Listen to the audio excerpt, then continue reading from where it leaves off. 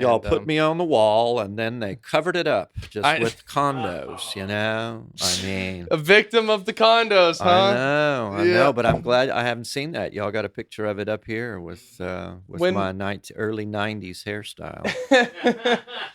when we first started doing these, that was actually the backdrop that we would have Oh, cool. for the And then interviews. Danny Barnes was scaring people.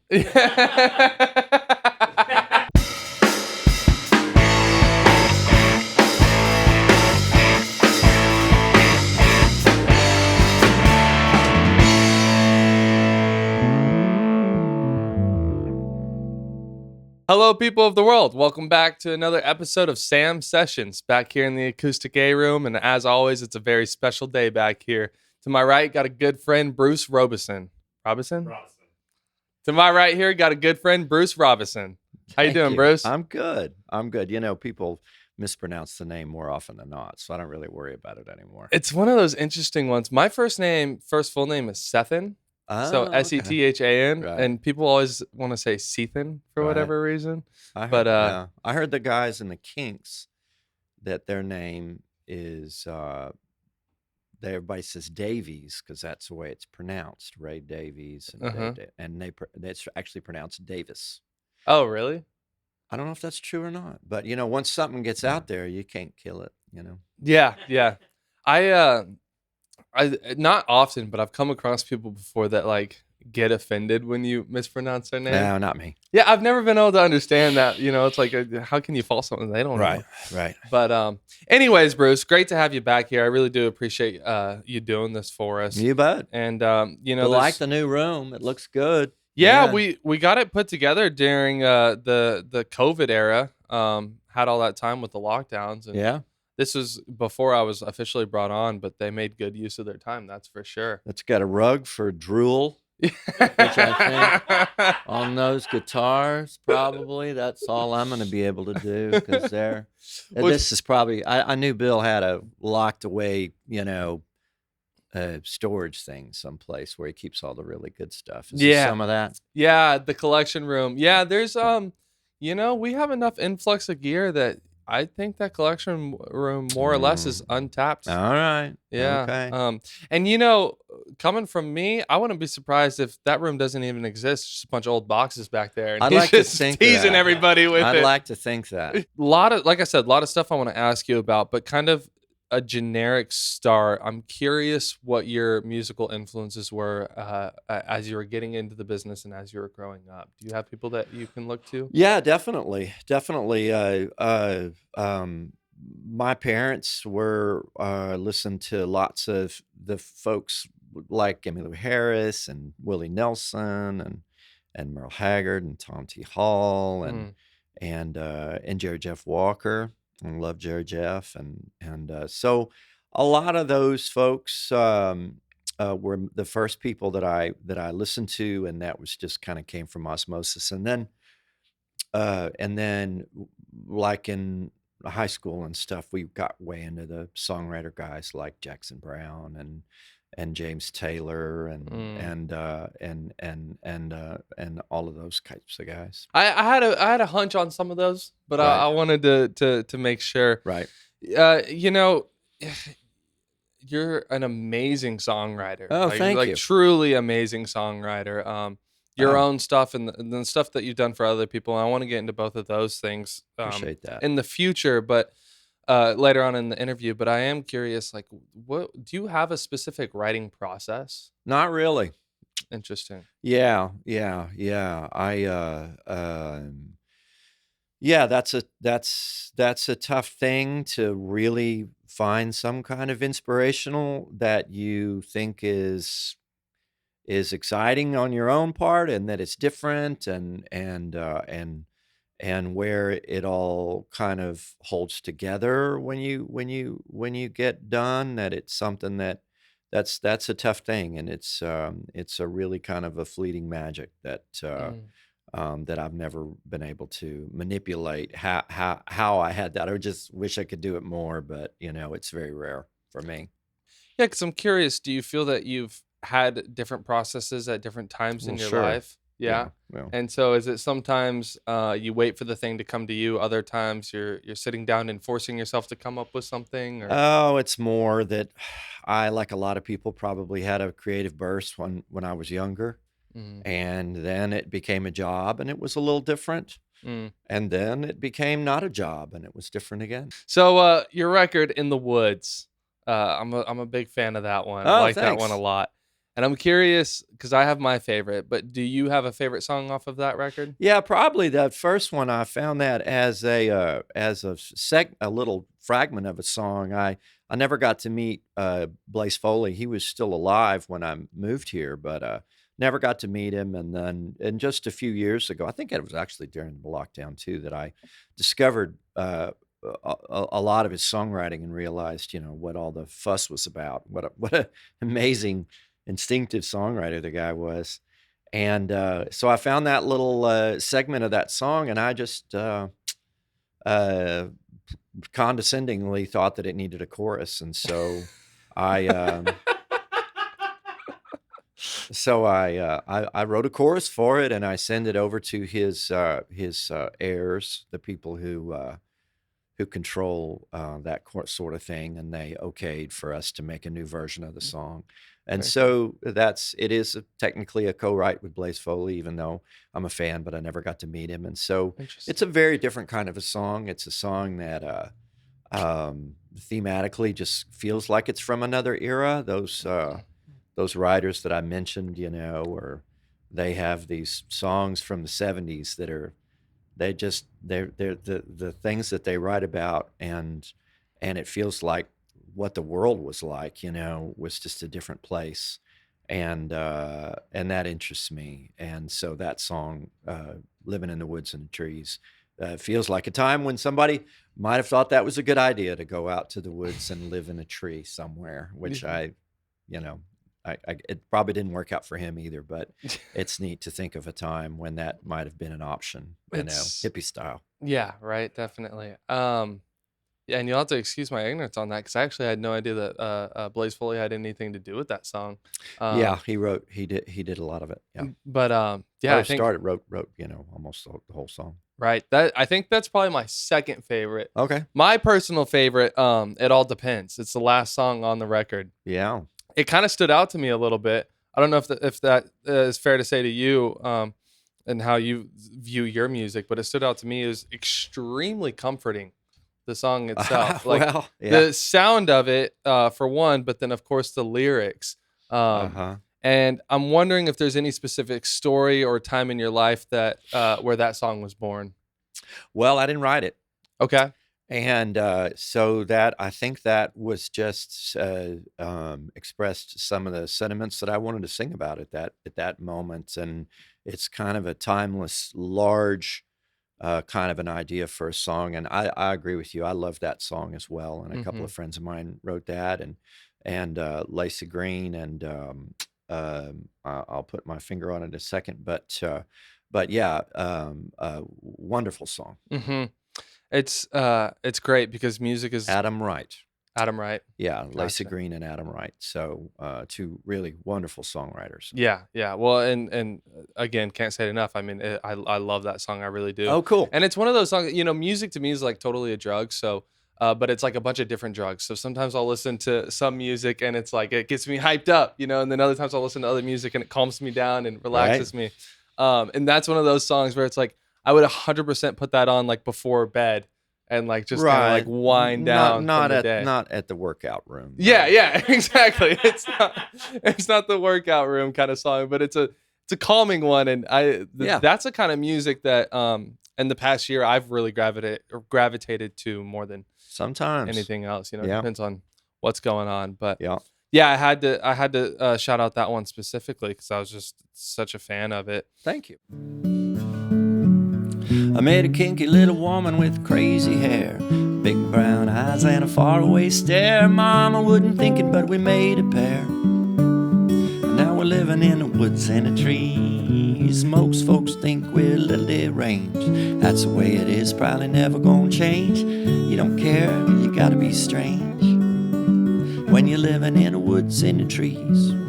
Don't need much, ain't got time for what ain't yours and what ain't mine. Got the moon and stars, gonna be fine. Bugs singing out in the breeze.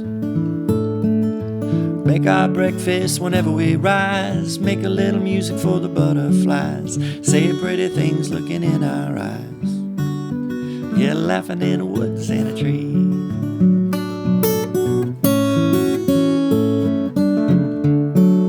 Don't need much, ain't got time for what ain't yours and what ain't mine. Got the moon and stars, gonna be fine. Bugs singing out in the breeze.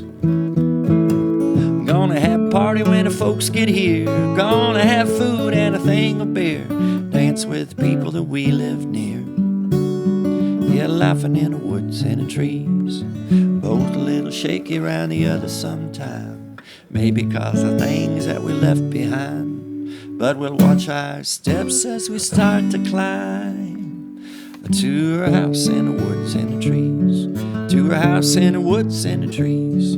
To her house in the woods and the trees.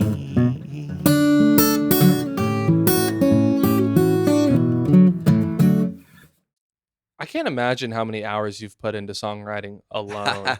And sometimes I like to ask people like if they have any favorite shows from the past, but with you, I'm curious if you have a specific writing session that you can remember from Oh, your career. wow. Um, maybe. I was writing with this guy. His name was Leo Lyons, and back I was uh that was when I was doing a lot of co-writes, and it wasn't something that I was ever that good at. But I knew he was from the band 10 years after, and so it was kinda cool, and he had an interesting look, and he had a really big mustache, and he kinda, was a cool guy, and we got there, and we didn't really get anything, but I met your old buddy, Marty Muse. He used to work Mm, right back here, and I mhm. saw Marty afterwards, and he said, "You wrote Leo Lyons?" He is the inspiration for Derek Smalls from Spinal Tap. And then it all made sense to me. He looks just like Derek Smalls in Spinal Tap. And so now I like to think that I tried to write a song with Derek Smalls from Spinal Tap, and it probably went as well as it could have. So there you Yeah. go. But that's one of your tops though? I don't like co-writing. Yeah. Yeah, interesting. I It didn't have any success with it almost ever. but you've had a lot of success, writing for other A people. little bit. For sure. And some of the ones that stand out to me that I really wanted to ask about was the one you wrote for George Strait, and I'm curious if you have a story behind Which that. one? There were I'm multiple. kidding. Okay, Yes, yes. okay, There are. I wrote two songs that George recorded, okay, gotcha. and So were you in the room with him directly? no, Okay. no. I never met him until after he'd already recorded. He'd recorded "Desperately" and put it out as a single, and then he recorded another song called "Wrapped." And me and my brother ran into him at a Spurs game, and I got to go up and say hello right when the song and he knew it was going to go number one, and I hadn't heard that yet, Oh wow. and so I got to meet him on a really uh, good moment, and he and his wife Norma, and so that was very cool. I've met him on other occasions since then, but he that was one of those things where the kind of the song I guess just kind of went through channels and stuff to get to him, Mm-hmm. which is really mainly the way it happened in my career. Interesting. Interesting. Yeah, it's an interesting process. Yeah. And so, and maybe I don't know all the ins and outs of this one either, but with Tim McGraw, I know that there was at least one you wrote for Tim. Is there more than one? No. Yes. Yes, there is. Only one was a single, Okay. and, the other one, I wrote with Daryl Scott. That was a good co-write. He's a wonderful musician, and we wrote a song, called Old Town New that I really should learn. I don't really know how it goes very well, but, Tim recorded that on a record that was a big record. It was called Live Like You Were Dying, and, it had a huge single on it, and it sold millions of copies. But so we had that song on that record. But the other one was the first single that I ever had, was a song called "Angry All the Time," Mm. and his wife Faith Hill had heard seen me do it, actually seen a video of me doing the song, and then reached out about us doing some shows together, or me opening some shows, I guess is more um, fitting way of saying it. And I couldn't do it, but I knew she was aware of the song. And then after he had recorded it, he told me that, that was on Faith's pile of songs that she was going to cut, and he just kind of stole it out from under her. So, and she sang on the song, and but that was a really huge thing in my career when that song happened. It was the first kind of something that I did that had a widespread success. Mhm. And so career-wise, it was big. For you Sure. personally, was that like a big moment for Oh, you in your still is, life? still Yeah. is. I love that song. I think they did a beautiful version of it. I'm proud of it. I just love singing it, Mhm. and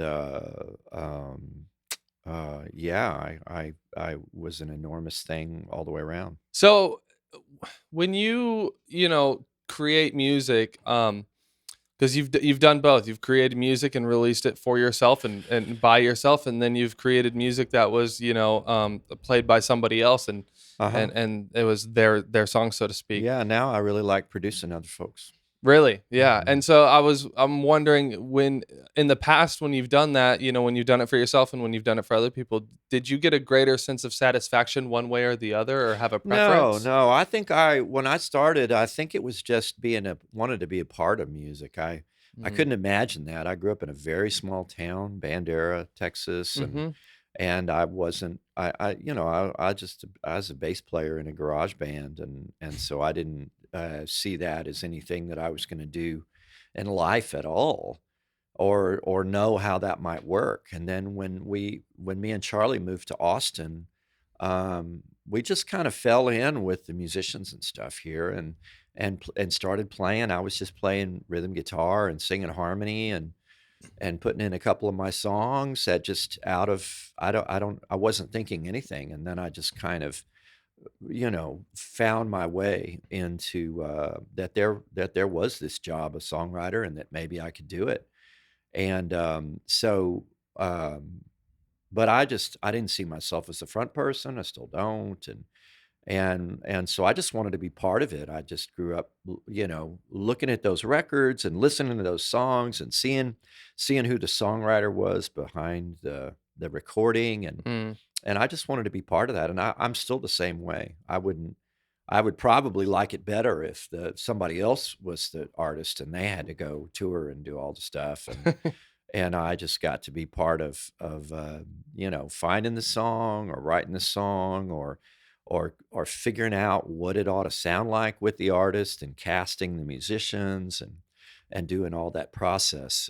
That's the part that interests me. And so really any of those ways of being part of it, especially it's such a long process, that all of the things that I've been a part of, where many of them took over 10 years for it to go from here to where anybody had ever heard it before. So, Mhm. um, I love being part of that world and being part of that music, which is I see it similar as what y'all do down here. Well, and I'd say you're a major asset to it, and Oh, thank you. well, yeah, and I'm not just saying it. I mean, a lot of really great things have come from it, Y'all and put me on the wall, and then they covered it up just I with condos. I mean, a victim of the condos, huh? I Yeah. know, but I'm glad I haven't seen that. Y'all got a picture of it up here with When my early '90s hairstyle. when we first started doing these, that was actually the backdrop that we would have Oh, cool. for the And then interviews. Danny Barnes was scaring people. Yeah, He probably he used to teach back here, didn't he? he Danny did. did. He Yeah. did for a few years. In your career, do you feel that you've consciously adapted like to the different twists and turns, or are Sure. you subconsciously adapting to that? No, that's the job. Mhm. Yeah, I love the idea of, going back to Tin Pan Alley or those guys that were just like, "Yeah, you need a song? I'll write you a song, you bet," and then but just get one together and try and make it happen, and it's like retail politics Yeah. it's a very difficult job to have any kind of a sustained, any kind of way, money wise, relevancy, making music that you like, any of that. It's just very difficult to keep that going. Even for a lot of our heroes, it's just up and down and up and down, and it's Mm, if you're lucky, it's a long life. So, and it's just a wonderful, wonderful town to live in to do that. And I think to be a working musician in Austin and means that you're, one of the best in the world, I think is what that means. mm. And so yeah, I'm always, trying to roll with the punches today, even for Yeah. sure. Yeah, definitely. I think you've done a good job of it, and Thank you. like I was saying, you a huge asset to the music industry, I guess you could say. And I certainly don't feel like I have the right to sit here and interview you, but I'm super happy you gave us the chance to do it. I'm And glad to drag my huge asset in here and see ya. So okay, last question. Are you really 6'7"? I am. That's insane. It That's is. that's bonkers. It So is. this is totally an aside, but it cracks me up. I realize I'm 6'2", right? Okay. And I realized that Yeah, must be nice. well, so here's the thing.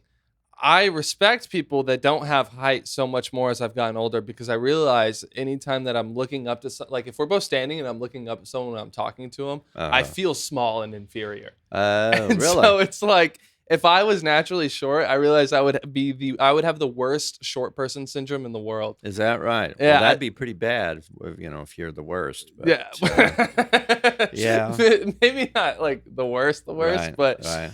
I just couldn't imagine the kind of little fucking asshole I would have been if God made me 5'5". I think he did it on purpose, Yeah, well, He's like, you can't handle this. You got to have a little bit of height. Napoleon got a lot done in his lifetime. Right, and So wasn't he was real short, right? I think he had a complex. Yeah, that's so maybe actually I would have been better off if I was I short. don't know. That's new perspective. Oh, That's the songwriter brain in you right there. Yeah. Yeah, that's the songwriter. Yeah, I never thought maybe I could have been as good as Napoleon, or impactful, I guess is a better word for Napoleon, but maybe not good, right? Either way. But anyways, Bruce, really do appreciate you coming there and doing Oh, this my with pleasure. us. My Yeah. pleasure. Uh, Yeah, this is neat to, I knew when Billy was just starting his family, and that's really cool to see you down here working, and that's very cool, and see that that sort of thing goes on in our world, and it's really a beautiful thing. Marty and mhm. Billy and all of us have grown up down here in South Austin, so it's a beautiful thing to be part of. It's the best place to grow up, in my opinion. I've loved growing up here. Yeah, It's been yeah, great. It's yeah. been great. Well, thanks again, Bruce. My Appreciate it, pleasure. man. You bet. So long, Ray, Louisiana, never see me no more. $100, 30 days, and the slammer, I'd rather hit the road. I found that I'm going crazy every day in the same. I'm bound to go to the city where nobody knows my name. How many days can I walk this road from the levee to the farm? Wake up every morning in the same old place, only the leaving is left and gone. Oh, no,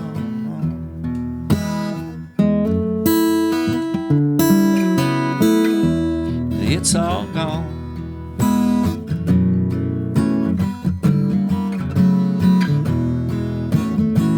So long, oh, New Orleans, nothing but a waste of time. Hot nights down in the quarter took me my last dime. I count the waves in the water just like an old drunk bomb. Deep down Mississippi River, where's that all come from?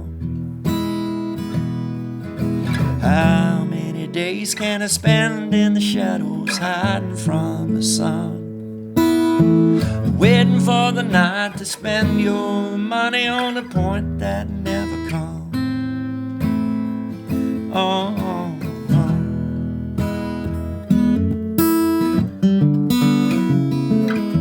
Never comes.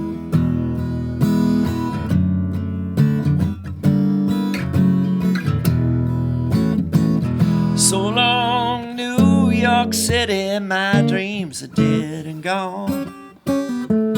No heart, no damn pity, I believe I'm headed home.